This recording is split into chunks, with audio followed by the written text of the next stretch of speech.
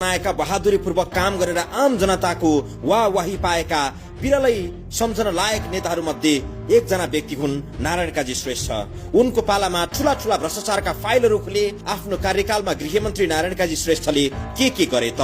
एक, पहिलो निर्णय नै सुराकी खर्चको नाममा गृहमन्त्री र सचिवले लाखौं रकम खर्च गर्ने अपारदर्शी प्रणाली खारेज। 2, मिटर ब्याज पीडितलाई न्याय दिन उच्च स्तरीय जाँचबुझ आयोग गठन। फास्ट ट्र्याकबाट कानून जारी। 8000 भन्दा धेरै पीडितले न्याय पाइसकेको। यस क्रममा 212 बिघा 4 कट्ठा 16 धुर अर्थात 474 किता जग्गा साहुबाट पीडितलाई फिर्ता। 3, नागरिकता ऐन 2063 को संशोधन जारी भई आमाको नामबाट नागरिकता पाउने र गैर आवासीय नेपालीलाई नागरिकता दिने कार्यको थालनी। 4, नक्कली भुटानी शरणार्थी, सुन तस्करी, ललिता निवास तथा बाँसबारी छाला जुत्ता कारखानाको जग्गा ठगी जस्ता अनियमितताका फाइलहरू खोलेर सुशासन अभियानको सुरुवात। ललिता निवास र बाँसबारी छाला जुत्ताको जग्गा फिर्ता हुने क्रममा। 5, सार्वजनिक जग्गा अतिक्रमण रोक्ने र संरक्षण गर्ने अभियान अन्तर्गत माथतका 77 वटै जिल्ला प्रशासन कार्यालयमा पत्रचार लगत अद्यावधि कार्य तीव्र।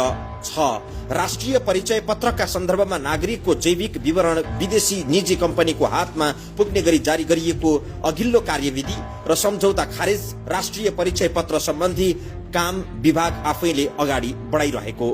7, राज्यलाई करोडौं भार पर्ने गरी अव्यवस्थित वितरण गर्ने गरिएको पदक तथा विभूषण हाललाई खारेज गरिएको। 8, समग्र गृह प्रशासन सुधारको कार्य योजनालाई नयाँ ढंगले अगाडि बढाउन पूर्व मुख्य सचिव लीलामणि पौडेलको नेतृत्वमा गृह प्रशासन सुधार कार्यदल गठन। 9, कारागारमा प्रोबेशन र प्यारोल। 1 वर्ष भन्दा बढी कैद सजाय भएका मध्ये 66% कैद भुक्तान भएकाहरूको कैद मिनाहा लागू हुने प्रक्रिया अघि बढेको। 10, दार्चुलाको तिङ्क सहित 23 स्थानमा बीओपी सीमा सुरक्षा बल स्थापना गरिएको। 11, वीआईपी सुरक्षा कार्यविधि जारी गरी सुरक्षालाई व्यवस्थित बनाइएको। 12, प्रहरी कर्मचारीको सरुवा तथा बढुवालाई विधि एवं मापदण्ड मार्फत व्यवस्थित रूपमा लागू गरिएको। आन्तरिक सुशासनको प्रत्याभूति दिइएको। 13, गृह प्रशासनमा ध्यान र योगलाई सो जागरणका रूपमा अगाडि बढाइएको। नक्खु कारागारमा नेपालकै पहिलो र विश्वकै तेस्रो ध्यान केन्द्र स्थापना गरी ध्यान शिविर आरम्भ गरिएको।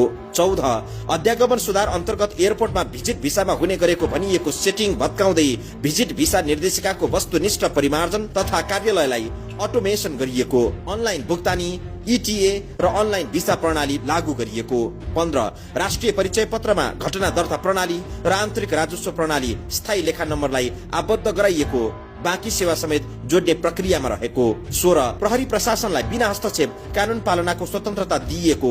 फलत अपराध नियन्त्रणमा माथतका निकाय प्रभावकारी भएको। यसबीचमा देखा परेका हरेक अपराध अनुसन्धान मार्फत टुङ्गोमा पुगेको। 17,